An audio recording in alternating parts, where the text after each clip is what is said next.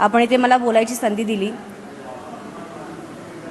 सभागृह नेता गणेशजींनी हा जो विषय मांडला आहे त्याला पाठिंबा देत मी या गोष्टीचा जाहीर निषेध करते।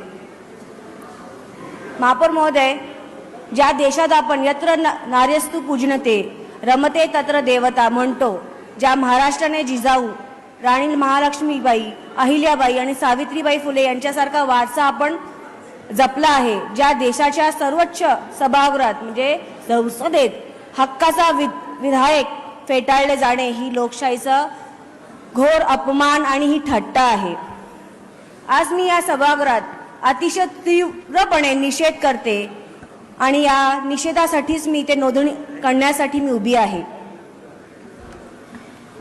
देशातील नारी शक्तीच्या सक्षमीसाठी भारत देशाचे माननीय पंतप्रधान श्री नरेंद्र मोदी यांनी लोकसभेत आणले गेलेला हा महत्त्वपूर्ण विधेयक जे महिलांना न्याय, प्रतिनिधित्व आणि सन्मान संधी देण्याचा मार्ग मोकळा करून शकला असता ते विधेयक विरोधकांनी जाणून बुजून अडवले, विलंब केला आणि शेवटी नामंजूर होण्याच्या दिशेने ढकलले।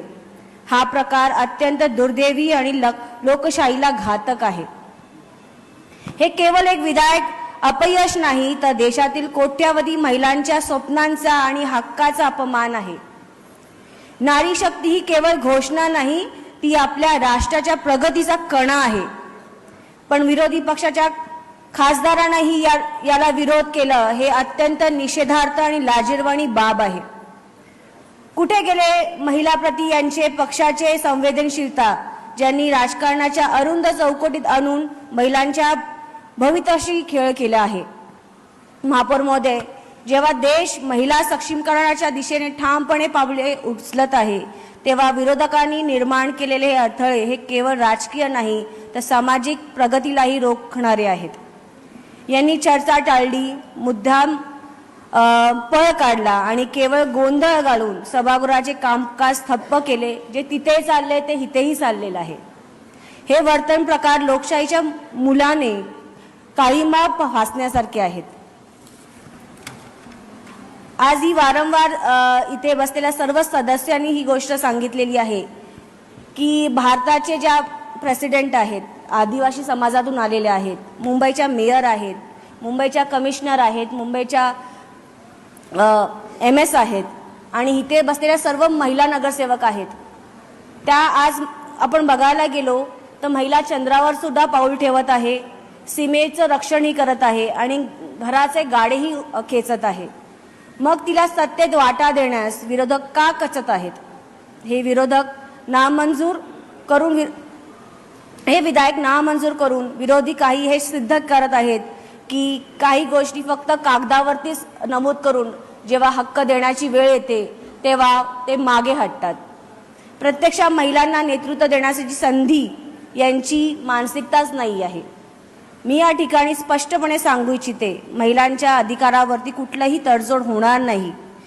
देशातील माता भगिनी आणि मुली यांचा सन्मान आणि अधिकार सुरक्षित ठेवणं ही आपली जबाबदारी आहे आणि लोक त्याकडे आपल्याकडे बघत आहेत आणि आज थँकफुली हे सगळं लाईव्ह मुंबईकरांना दिसत आहे, कोण या गोष्टीला सपोर्ट करतंय आणि कोण या गोष्टीला विरोध करतंय।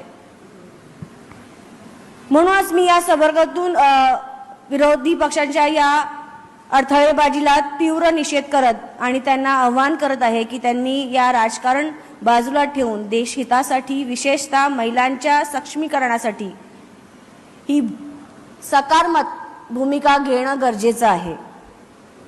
भारताच्या प्रगतीच्या मार्गी कोणी अडवू शकत नाही, कारण महिला तेवढ्या सक्षम आहेत, त्या पुढे जाऊ शकतात। पण महिलांना सन्मान मिळवून देण्याचे हे कोट्यावधी महिलांना आशा होती आणि त्यांना समर्थन करणे हे आमचं शिवसेनेचे मुख्य नेते श्री एकनाथ शिंदे साहेब महाराष्ट्र राज्याचे उपमुख्यमंत्री म्हणून भक्कमपणे केंद्र सरकारच्या सोबत असल्याने आमचे दिल्लीतील शिवसेनेचे खासदार माननीय आमचे युवा नेते तरुण तरफदार खासदार श्री श्रीकांत शिंदे यांच्या नेतृत्वात या महिला विषयाच्या नारी शक्ती विधेयकाला भक्कमपणे आम्ही पाठिंबा दिलेला आहे। त्यामुळे मला खात्री आहे की भविष्यात नारी शक्ती विरोधक मंजूर झाल्याशिवाय या महिलांना सन्मान मिळाल्याशिवाय राहणार नाही। मी पुन्हा एकदा या नारी शक्ती विरोध करणाऱ्या काँग्रेस, महाविकास आघाडी संसदेत महिला आरक्षण विधेयक मंजूर न होणे हा लोकशाहीसाठी आणि महिला शक्तीच्या सन्मानासाठी एक मोठा धक्का आहे। आज दिल्लीत जे घडलंय त्या दिशेने प्रगतीला 10 वर्ष आपण मागे गेलेलो आहे। आपण इथे बसतोय, चर्चा करतोय, भांडणं करतोय, पण कुठे आज 10 वर्ष पुढे मागे जे पडलेलं जपान सारखा देश आहे ते आज स्वतःहून एवढ्या मोठ्या अपघातातून उभं राहून आज महिलांना त्यांनी पुढे करून सगळीकडे त्यांना मान सन्मान दिलेला आहे। पण आपण भारत देशात एवढा मोठी संस्कृती असून आपण या सगळ्या गोष्टीला आपण विरोध करून आपण कुठेतरी मागे खेचलं जातं हे लोकांना कळतच नाहीये। आज लोकांनी आपल्याला निवडून दिलेलं आहे, आपल्याला संधी दिलेली आहे, त्या संधीचं सोनं करून द्यायची ही वेळ होती, पण त्या संधीचं सोनं न करता त्या गोष्टीला विरोध करून आज सर्व महिला शक्तींना त्यांनी अपमानित केलेलं आहे। महिलांना फक्त मतदानापुरते मर्यादित ठेवणारे, पुरुष प्रधान नेतृत्व करणारे महाविकास आघाडी महिलांना निर्णय प्रक्रियेत सहभागी करून घेण्यास घाबरत आहेत साहेब। आणि हीच ती त्यांची भीती होती। ती या विधेयक जेव्हा आलं संसदेत तर त्यांच्या विरोधातून हे पूर्ण देशातल्या महिलांना दिसलेलं गेलं आहे। आजचा हा निषेध केवळ एक विधायकासाठी नाही तर त्या प्रत्येक महिलेच्या सन्मानासाठी आहे जिला डावलले गेले आहे।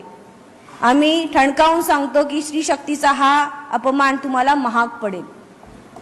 महाविकास आघाडी खासदारांचा निषेध करत यांना मी भविष्यातील निवडणुकीत महिला शक्ती त्यांची जागा त्यांना दाखवल्याशिवाय राहणार नाही आणि हाच विश्वास करते आणि इथेच थांबते। जय हिंद, जय महाराष्ट्र, जय भीम, वंदे मातरम।